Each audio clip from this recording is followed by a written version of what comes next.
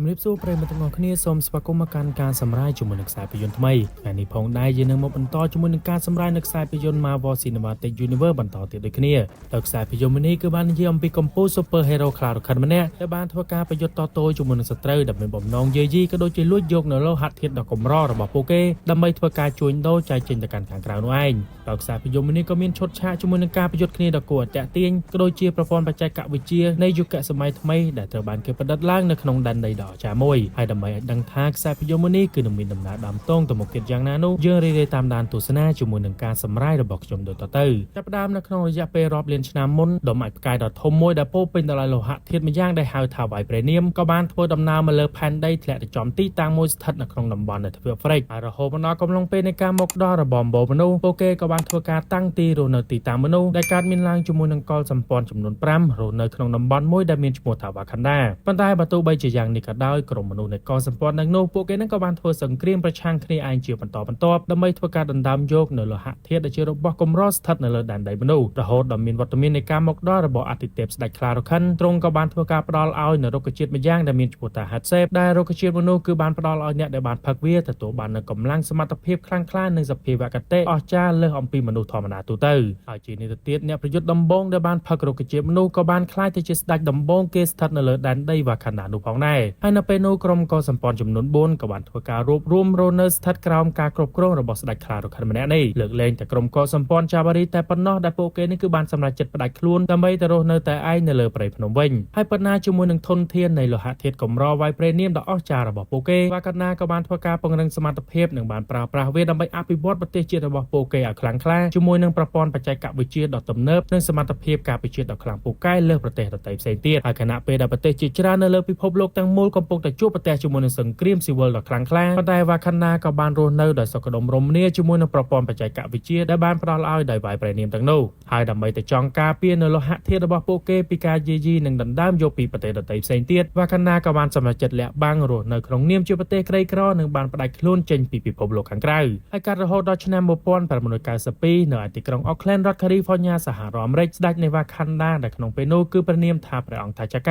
ាក៏បានធ្វើដំណើរទៅជួបជាមួយនឹងព្រះអនុជរបស់ទ្រង់ដែលមានឈ្មោះថាអាន់ជូបូតែនៅក្នុងពេលនោះទ្រង់នឹងគឺបានធ្វើការបញ្ជូនគេមកកាន់ទីតាំងមួយនេះដើម្បីធ្វើការស៊ើបអង្កេតអំពីមនុស្សដែលបានក្បត់ជាមួយនឹងវ៉ាខាន់ដាហើយនៅពេលនោះផងដែរទ្រង់នឹងក៏បានធ្វើការចោទប្រកាន់ទៅកាន់ប្អូនប្រុសដែលថាគេនេះគឺបានចូលដៃចូលជើងជាមួយនឹងបរិះម្នាក់ដែលជាអ្នកជួញដូរអាវុធនៅក្នុងទីផ្សារងងឹតមានឈ្មោះថា Unice Cloud ហើយមិនតែប៉ុណ្ណោះគេនេះគឺថែមទាំងបានប្រាប់អំពីវិធីសាស្ត្រដើម្បីចូលទៅលួចយកវ៉ៃប្រេនីមនៅឯវ៉ាខាន់ដាថែមទៀតប៉ុន្តែបើទោះបីជាមានការចោទប្រកាន់យ៉ាងណាក៏ដោយអាន់ជូបូក៏នៅតែបដិសេធជាមួយនឹងការចោទប្រកាន់ទាំងនោះប៉ុន្តែភ្លាមមិត្តភ័ក្តិសម្លាញ់របស់គាត់ដែលមានឈ្មោះថា James គេនឹងក៏បាននិយាយអះអាងនិងបានបញ្ជាក់ថាអាន់ជូបូនឹងគឺពិតជាបានក្បត់ជាមួយនឹងវ៉ាខាន់ដាពិតមែនហើយគេក៏បានបង្ហាញអំពីអត្តសញ្ញាណរបស់ខ្លួនដែលថាគេនឹងក៏ជាអ្នកស៊ើបការរបស់វ៉ាខាន់ដាដូចគ្នាតែត្រូវបានបញ្ជូនមកកាន់ទីតាំងមួយនេះនិងមានឈ្មោះថា Zuriបន្ទាប់ពីនោះនៅក្នុងកិច្ចប្រជុំនៃកម្មវិធីចុះសន្ធិសញ្ញា The Sokovia Accord របស់ក្រុម Avenger ព្រះអង្គម្ចាស់ថាជកាដែលជាស្ដេចនៃវ៉ាខាន់ដាទ្រង់នឹងក៏ត្រូវបានឃាតករធ្វើការបំទុកគ្រាប់បាយអត្តឃាតនិងបានបណ្ដាលទ្រង់ត្រូវបានស្លាប់បាត់បង់ជីវិតនៅក្នុងកំឡុងពេលនោះហើយដោយសារតែមានការសង្ស័យថាបាគីគឺជាអ្នកធ្វើនៅរឿងរ៉ាវទាំងអស់នេះថាចាឡាដែលត្រូវជាកូនប្រុសរបស់ទ្រង់និងជាអ្នកស្នងតំណែងនៃស្ដេចវ៉ាខាន់ដាគេក៏បានសម្រេចចិត្តចូលរួមជាមួយនឹងក្រុម Iron Man និងបានចាប់ខ្លួនបាគីបានសម្រេចដើម្បីសងសឹកប៉ុន្តែនៅចុងក្រោយទ្រង់នឹងក៏បានដឹងផងដែរថាតាមពិតទៅរឿងរ៉ាវគ្រប់យ៉ាងដែលបានកើតឡើងនេះវានឹងគឺជាស្នាដៃរបស់បរិះម្នាក់ដែលមានឈ្មោះថាស៊ីម៉ូប៉ុណ្ណោះហើយបន្ទាប់ពីបានចាត់ការទៅកាន់ស៊ីម៉ូរួចហើយនៅមុនពេលដែលទ្រង់ឡើងគ្រងរាជសម្បត្តិជាស្ដេចនៃវ៉ាខាន់ដា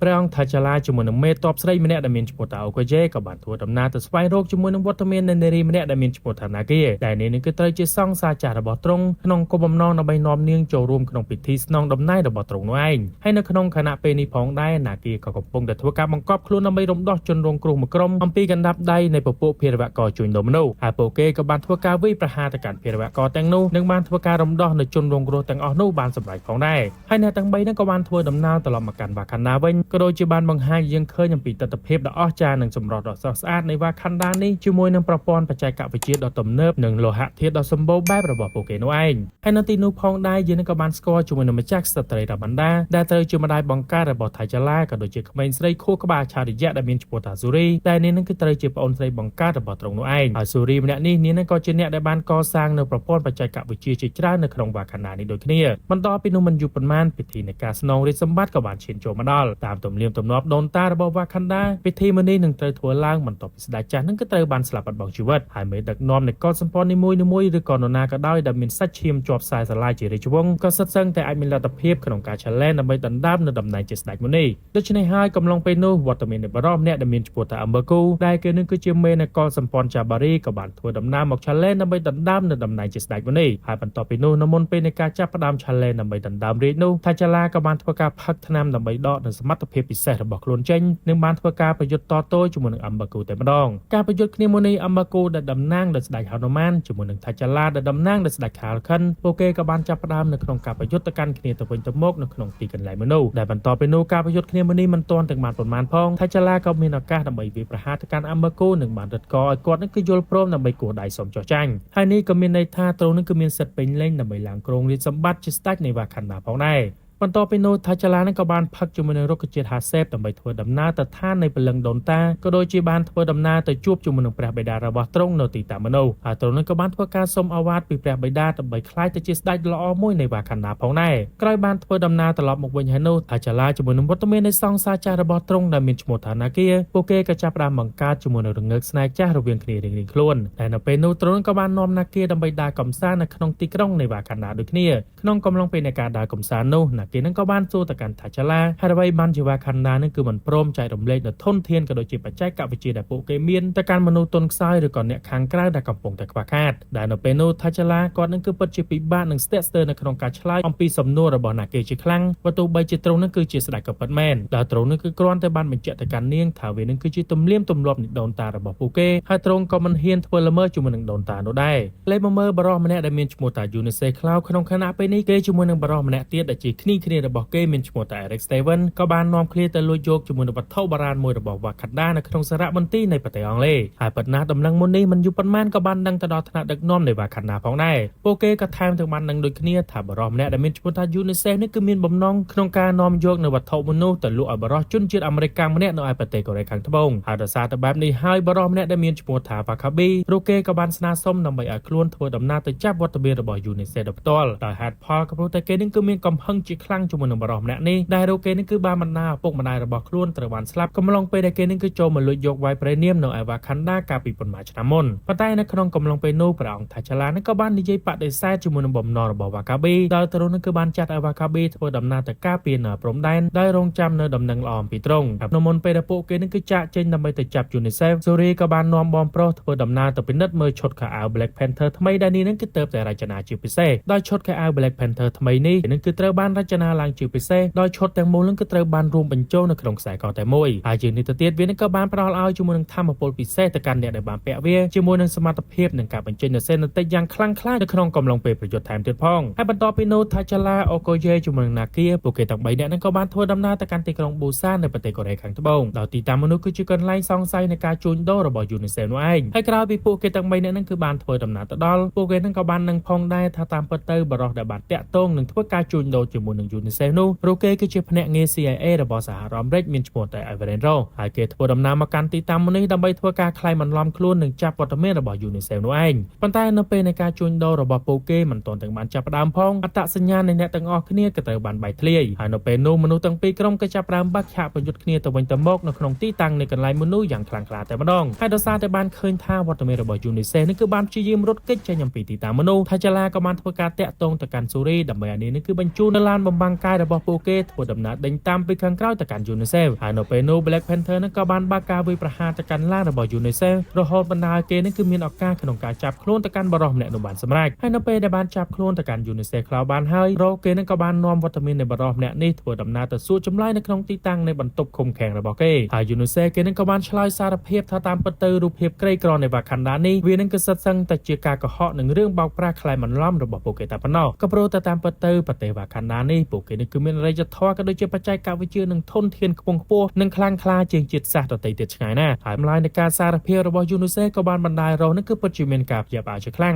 ងកំឡុងពេលនៃការសួរចម្លើយនោះផងដែរវត្តមាននៃបរិសម្នាក់ដែលមានឈ្មោះថាអេរិកនឹងក៏បានធ្វើដំណើរមកដល់ដែលរូបគេនឹងក៏ត្រូវបានដឹងថាជាប៉ះពួករបស់ UNICEF នឹងបានធ្វើសកម្មភាពបំផ្ទុះទីកន្លែងមនុស្សដើម្បីរំដោះវត្តមានរបស់ UNICEF ចាក់ចេញអំពីទីតាំងមនុស្សហើយដើម្បីទៅចង់ការពារក៏ដូចជាសង្គ្រោះនាគាពីការបាញ់ប្រហាររបស់អេរិករក៏បានលះបង់ខ្លួនរបស់គេដើម្បីពាំងគ្រាប់ជំនួសនាគាតែម្ដងហើយប៉ុន្តែវានឹងក៏បានបណ្ដាលគាត់គឺត្រូវរងរបួសយ៉ាងធ្ងន់ធ្ងរផងដែរហើយខណៈពេលជាមួយគ្នានោះ Black Panther ក៏បានព្យាយាមរត់ដេញតាមពីខាងក្រោយទៅកាន់អេរិកប៉ុន្តែដោយសារតែគេនឹងគឺបានប្រើប្រាស់ជាមួយនឹងកាំភ្លើងពិសេសបាញ់ប្រហារមកចំគាត់ចុងក្រោយគេនឹងក៏នៅតែអាចមានឱកាសដើម្បីរត់គេចខ្លួនចាក់ចេញអំពីទីតាំងមនុស្សបានសម្រេចប៉ុន្តែនៅក្នុងកំឡុងពេលនៃការប្រយុទ្ធគ្នានោះ Black Panther នឹងក៏បានតែឃើញផងដែរថាបរិសម្នាក់ដែលមានឈ្មោះថា Eric នេះគេនឹងក៏មានពាក់ជាមួយនឹងបន្តោងខ្សែកមួយដូចជាបន្តោងនៃខ្សែកជីតារបស់ខ្លួននេះគឺបានផ្ដល់មកកាន់គេដូចគ្នាហើយក្រោយពីហេតុការណ៍មួយនេះបានកើតឡើងហើយនោះដែលបាននឹងថារ៉ូគឺមានរបួសយ៉ាងធ្ងន់ធ្ងរពេកនោះថាចាឡាក៏បានសម្រេចចិត្តដើម្បីនាំគាត់ធ្វើដំណើរទៅកាន់ Wakanda ដើម្បីជួយសង្គ្រោះហើយនៅក្នុងខណៈពេលដែល Shuri នឹងកំពុងតែធ្វើការជួយសង្គ្រោះទៅកាន់រ៉ូថាចាឡាក៏បានធ្វើដំណើរទៅជួបជាមួយនឹង Shuri ដើម្បីសួរនាំអំពីរឿងរ៉ាវដែលតាក់ទងជាមួយនឹង Anjobu ឪពុកមារបស់ខ្លួនមិនបន្តលាក់លៀមទៅនោះឡើយជូរេក៏បានយល់ព្រមឆ្លើយប្រាប់រឿងរ៉ាវគ្រប់យ៉ាងទៅកាន់ថាចាឡាតែថានៅក្នុងកំឡុងពេលនោះអាន់ជូប៊ូដែលជាប្អូនប្រុសបង្កើតរបស់ថៃចកានឹងត្រូវជាឪពុកមារបស់ថៃចាឡានោះគឺបានក្បត់ជាមួយនឹងវ៉ាកាណ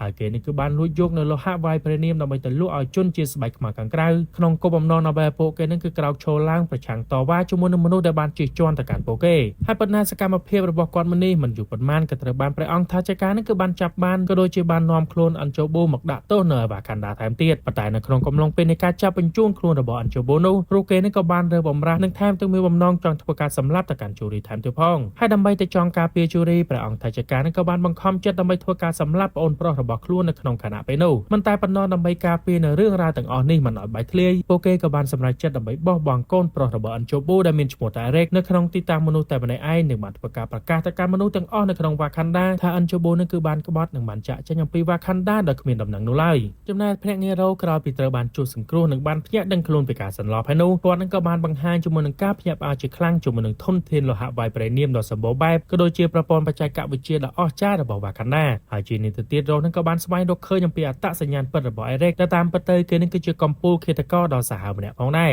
ហើយជាមួយនឹងភាពកាចសាហាវរបស់គេនឹងក៏បានធ្វើការសម្លាប់ទៅកាន់សត្រូវរបស់គេជាច្រើននិងត្រូវបានគេផ្ដល់រហ័សនាមឲ្យគាត់ថា Killmonger កលែងមកមើល Killmonger នេះវិញគាត់នឹងក៏បានធ្វើការបាញ់សម្លាប់ទៅកាន់ UNICEF និងបានធ្វើការបញ្ជាក់ថាខ្លួននឹងគឺមានឈាមជ័រជាវ៉ាកាណាដូចគ្នាហើយជានេះទៅទៀតគាត់នឹងក៏បាននាំវត្តមាននៃសាកសពរបស់ UNICEF ដើម្បីធ្វើដំណើរទៅកាន់វ៉ាកាណាថែមទៀតផងហើយនៅពេលដែលបានធ្វើដំណើរមកដល់ Killmonger នឹងក៏បានបង្ហាញអំពីអត្តសញ្ញាណពិតប្រាកដរបស់ខ្លួនដើម្បីប្រាប់ទៅកាន់បណ្ដាមេដឹកនាំរបស់វ៉ាកាណាដែលថាខ្លួននឹងគឺមានឈ្មោះពិតប្រាកដថា Anjadaka ដែលត្រូវជាកូនប្រុសបង្កើតរបស់ Anjobu ហើយមិនតែប៉ុណ្ណោះ Killmonger ម្នាក់នេះដោយសារតែដឹងថាខ្លួននឹងគឺជាប់ខ្សែស្រឡាយជារាជវង្សគេក៏បានធ្វើការស្នើសុំសិទ្ធិដើម្បីឆាឡែងដណ្ដើមរាជបល្ល័ង្កអំពីថៃចាឡាហើយប៉ុន្តែដោយសារតែមិនអាចប្រកែកជាមួយនឹងការស្នើសុំរបស់ Killmonger នៅចុងក្រោយថៃចាឡានឹងក៏បានយល់ព្រមជាមួយនឹងការស្នើសុំមនុស្សហើយនៅមុនពេលនៃការប្រយុទ្ធដណ្ដើមរាជបល្ល័ង្កត្រូវបានចាប់ផ្ដើម Killmonger ក៏បានធ្វើការដោះអាវបង្ហាញអំពីស្លាកស្នាមនៅលើដងខ្លួនរបស់គេដែលវានឹងគឺបានបង្ហាញអំពីចំនួនមនុស្សដែលគេបានសម្លាប់អំពីពេលកន្លងមកនៅមុនពេលដែលបានធ្វើដំណើរមកកាន់ទីតាំងនេះហើយជាមួយនឹងកំហឹងគេនឹងក៏បានបើកការប្រយុទ្ធតទល់ជាមួយនឹងថៃចាឡាក៏ដូចជាបានប្រើប្រាស់នៅកម្រិតរបស់ខ្លួនកាប់ទៅចំថៃចាឡាជាច្រើនកន្លែងថែមទៀតផង